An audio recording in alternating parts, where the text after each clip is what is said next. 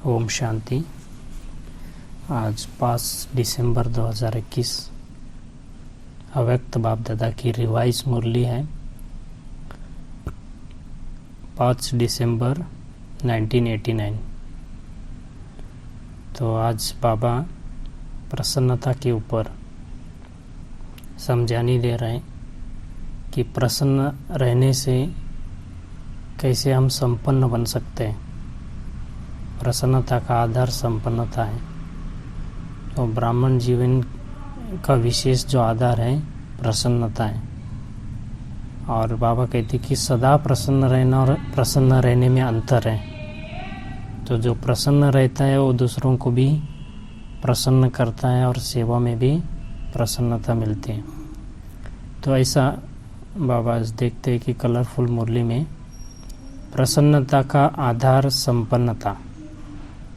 ब्राह्मण जीवन का विशेष आधार प्रसन्नता है। तो बाबा कहते हैं सदा काल के लिए प्रसन्न रहना है। प्रसन्न रहना और सदा काल के लिए प्रसन्न रहना, ये दो बातें हो जाती हैं।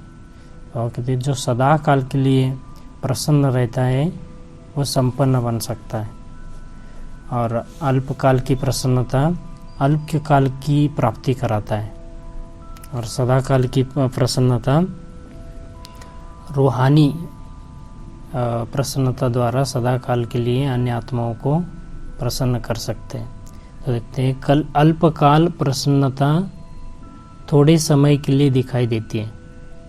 सदा काल का प्रसन्नता रूहानी वाइब्रेशन अन्य आत्माओं तक पहुँचते हैं। तो सदा काल प्रसन्न रहते हैं, उनकी वाइब्रेशन रूहानी वाइब्रेशन अन्य आत्माओं तक पहुँचते हैं। तो प्राप्तियों की छाया में तन मन धन का शांति और शक्ति की अनुभूति कराती है।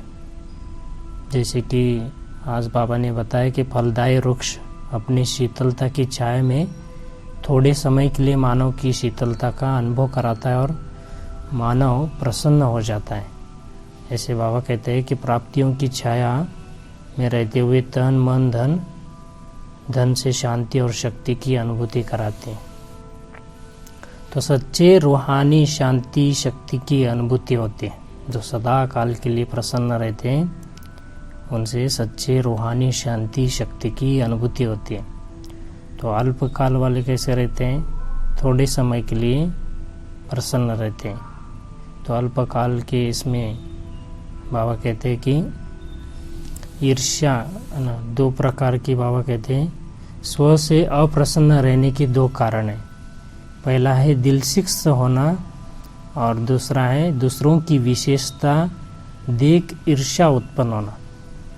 तो दिल सिक्त होना पुरुषार्थ करते करते या ज्ञान मार्ग में चलते चलते तो बाबा कहते हैं उसमें भी अप्रसन्नता हो जाती है दिल सिक्त होने के संस्कार से। और दूसरा है दूसरों की विशेषताओं को देखकर, है ना, ये अपने से आगे जा रहा है ना, ब्राह्मण जीवन में इतना आगे बढ़ रहा है, हमको उतना चांस नहीं मिल पा रहा है आगे बढ़ने का। ये सब कुछ देखते हुए ईर्ष्या उत्पन्न होना। तो वह कहते हैं ये प्रसन्नता को नीचे लाता है, तो प्रसन्न पैदा होता है। तो सदा प्रसन्न कैसे रहे? तो इसलिए बाबा कहते हैं कि सदा शब्द सदा प्रसन्न कैसे रहे, इसलिए सदा प्रसन्न रहने के लिए बाबा कहते हैं कि दिल सिक्त नहीं होना है और दूसरों की विशेषता को विशेष पार्ट को देखकर ईर्ष्या नहीं करना है। तो हर एक का अलग अलग पार्ट मिला हुआ है, हर एक में विशेषता है। बाबा ने आज विशेषताओं पर भी बहुत फोकस किया कि कैसे हमको विशेषता को कार्य में लगाना है। तो सदा प्रसन्न रहने के लिए एक बात बुद्धि में याद रखो, ड्रामा के नियम प्रमाण संगम युग पर हर ब्राह्मण आत्मा की कोई ना कोई विशेषता मिली है।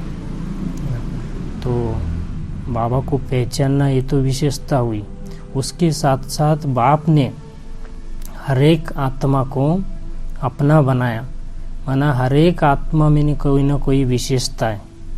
चाहे वो बर्तन मांजने वाला हो या भाषण करने वाला हो, सफाई करने वाला हो, कोई ना कोई आत्मा में कोई ना कोई विशेषता। इसलिए बाबा ने है ना, उस आत्मा को इस ब्राह्मण जीवन में लाया है ना, तभी आगे जाकर सतयुग में देवता बनेंगे। तो हर एक के अंदर विशेषता है, तो किसी की विशेषताओं को देखकर है ना ईर्ष्या नहीं करना है, दिल से नहीं होना है। प्रसन्नता बाबा ने बताया 3 प्रकार के होते हैं। प्रसन्नता एक है स्वयं से प्रसन्न रहना, है ना, स्वयं से जब प्रसन्न रहेंगे। तो दूसरा है दूसरों द्वारा प्रसन्न, दूसरों द्वारा जो प्रसन्नता मिलती है, स्वयं प्रसन्न रहेंगे तो दूसरों को प्रसन्न कर सकेंगे। और तीसरा है सेवा द्वारा प्रसन्न। अगर तीनों में प्रसन्न है तो बाप दादा को स्वतः ही प्रसन्न किया है, और जिस आत्मा के ऊपर बाप प्रसन्न है वह तो सदा सफलता मूर्त है। तो बाबा कहते हैं ये तीनों प्रसन्नता है ना, प्रसन्नता में नंबर 1 है तो बाप दादा स्वतः प्रसन्न हो जाता है। जिस पर बाप स्वयं भगवान प्रसन्न है तो उनको सफलता सदा के लिए मिल जाता है। तो बाबा कहते हैं विशेषता को कार्य में लगाओ तो सदा प्रसन्न रहेंगे।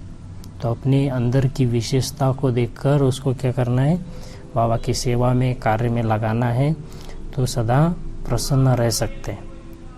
प्रसन्नता का आधार संपन्नता। तो संपन्न बनने के लिए क्या करना पड़ेगा, स्वयं को प्रसन्न रखना पड़ेगा, है ना। तो सदा काल के लिए प्रसन्न रखना पड़ेगा।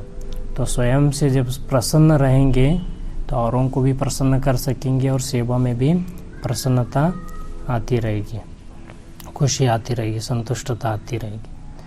तो बाबा कहते हैं बाप ने सबको मास्टर सर्वशक्तिमान का वर्षा दिया है, सर्व प्राप्ति स्वरूप बनाए।